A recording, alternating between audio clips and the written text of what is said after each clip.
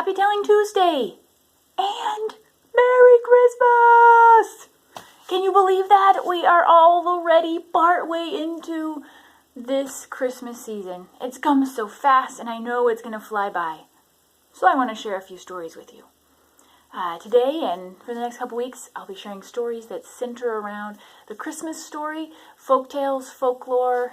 There's different versions all over the world that you can find. People have written about the wonderful event that happened that made Christmas so special, that Jesus was born. So I better get started. Mary and Joseph, they were traveling to Bethlehem. It was a long journey. Thankfully, Mary didn't have a nice car to drive in or ride in, so I don't know if it's the second or third or fourth best thing, she was on donkey. Donkey was taking her to Bethlehem. And Donkey took his job very seriously. He wasn't just her mode of transportation. He was also a proclaimer. He wanted everyone to know where they were going and what was going to happen. Hee-haw! Come to Bethlehem and be a part of the miracle of miracles. The King of Kings is going to be born. He shouted it for everyone to hear. It was probably mostly the animals that understood him.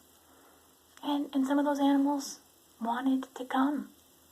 One of such animals was Stork. She heard Donkey calling. She thought, miracle of miracles, to be there for the King of Kings. I want to be there. And then she realized that she was sitting on a nest full of eggs, her own babies, waiting to come into the world. And she thought that probably this was not going to be her opportunity. But the pull to Bethlehem was so strong, and she finally determined that with proper preparation and care and speedy flying, she could go to Bethlehem, welcome the King of Kings, and not be away from her dear little babies too long. And so she took extra grass and sticks and hay and put it all around her dear little eggs, some of her own feathers to keep it warm. And there in the secluded space, Stork left her babies for a few hours to fly to Bethlehem. On the way, I'm sure she imagined what it would be like to welcome the King of Kings into the world. So when she landed there before the stable and walked inside, Stork was aghast. There before her, the newborn baby, who she had been told was the King of Kings, was lying in a cow's trough. It was like on the cow's plate, the manger. That's what it was. Stork thought, this isn't right. This is no place, no welcome, no bed for the King of Kings. A king should have the softest, downiest feather bed. That's what this baby deserves. And Stork realized that she could provide that.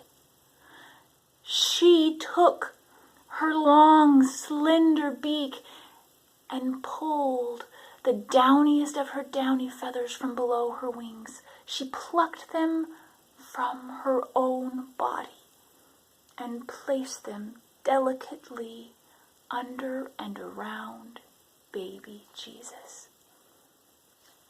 And when she was finished, she could stand back and say, "There, now the King of Kings lays in a bed fit for a king."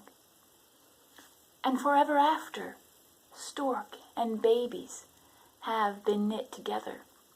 You've heard so many stories, I'm sure, but it all began with Stork's love, devotion, and service to the most important king, baby Jesus. Merry Christmas, I wish you.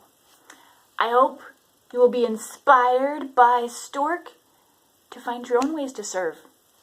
If you haven't heard about it yet, there's an initiative, Light the World, #LightTheWorld, 25 ways in 25 days of how you can serve and bring light to the world.